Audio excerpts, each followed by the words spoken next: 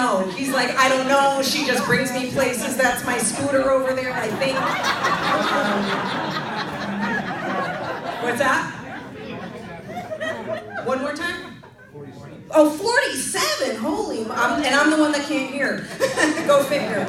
Give it up for them. That's a long time. 49. This guy's like raising me up in the ante. 49. Is this your wife next to you? Very nice. I like that.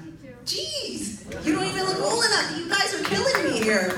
He's so confused. He's like, we've been married 52 years? He's like, she's got a huge pocketbook because that's where she keeps his balls. We know that. Yes, honey. Yes, honey. It's cute. I'm so, I have heat up here. Sorry, I can't take it anymore. Yeah, I was gonna wear a different wife beater, but I couldn't seem to get a hold of Mel B's husband, so. Anyway. Married, when you're married that long, people probably always say, what's the secret to a happy marriage? Like, first of all, they assume you're happy, right? Secret to a happy marriage is secrets. That's it, secrets. And always delete your browsing history, right? Amen. Who said that? Right? You could find a lot out in the browsing history, right? Like ladies, whether you're married or it's just your boyfriend, you check the browsing history like in the first 5 years of the relationship, you might see he's had a couple of Facebook logins looking for an ex-girlfriend, right? Okay, par for the course. You check the browsing history 7, 10 years down the road, now all of a sudden you see all these searches for Asian MILFs and babysitter porn, right?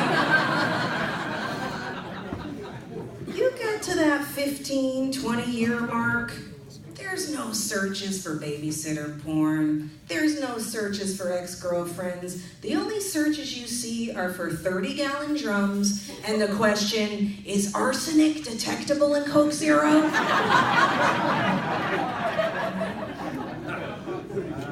There used to be a process to meeting people, you know, back in the day when you were dating. Everything's online now, and everything's the online dating. But back in the day, women used to put a lot of thought and effort into finding the person they were going to end up spending the rest of their life resenting, right? We did that. We would call our girlfriends, dress like a slut, go to the club, talk to a guy, give him your number, he takes you out a few times, he starts asking you to chip in for dates, you get turned off, you start blowing him off, he starts stalking you, you look for someone else, you can't find anyone else, you lift the restraining order, bam, you had yourself a husband. That was normal. That's the way you did it. But now it's online. Anybody here do the online dating? This guy's like holding her hostage. How did you guys meet? Ma'am, blink twice if you need help, please. He's not looking. He's not looking. How did you guys meet? Not online? No. Oh, okay. That's okay. Yeah, I get it. Little Ray action. See? Because everybody does everything online nowadays, and every time you turn around, there's a commercial for a dating website, right? You got Match.com every 2 minutes. eHarmony with the creepy old guy, right? And by the way, who's going to this guy for dating advice? He looks like he couldn't get lucky with Bill Cosby's roofies. He's creepy. And then we have, Farmers Only. Anybody ever see that commercial? FarmersOnly.com. Like if you're into horses, she's into horses. We got a match for you.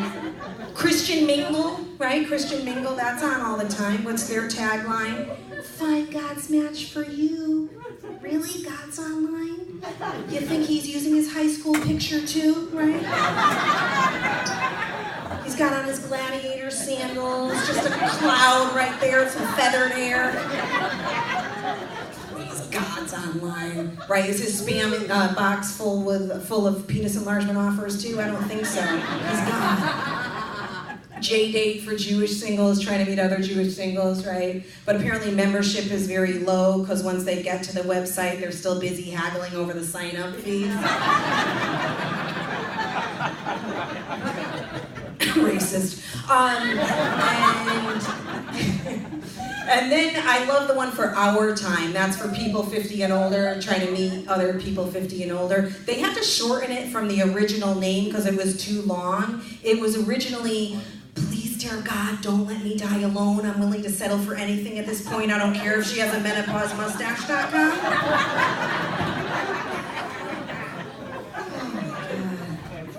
We get really cocky, though, when we're online or on our phones. We get brave behind our electronic devices. We do things online we would never normally do in real life. Like if a guy winks and pokes me online, next thing you know, I'm banging him in the parking lot of a Red Roof Inn, right?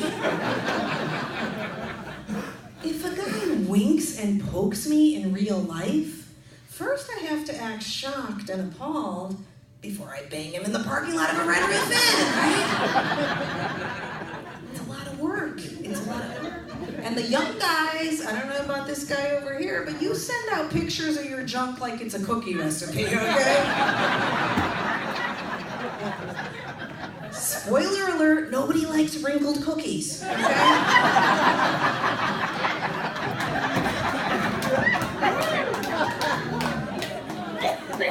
And even if it's symmetrically perfect, what makes you think we want to look at it or use it as a screensaver?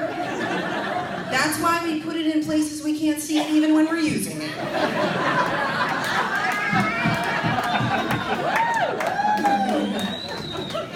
I mean,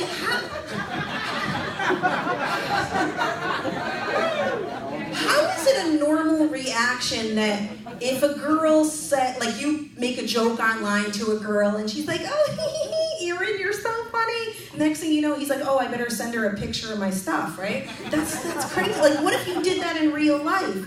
Like back in the day when this guy was dating, you're at a nightclub and you're trying to hit on her, right? And you say, oh, you know, whatever, you make some joke about Three's Company. And she's like, oh, I saw that episode. And you're like, hold on, you get your Polaroid camera out and you're like, you're welcome.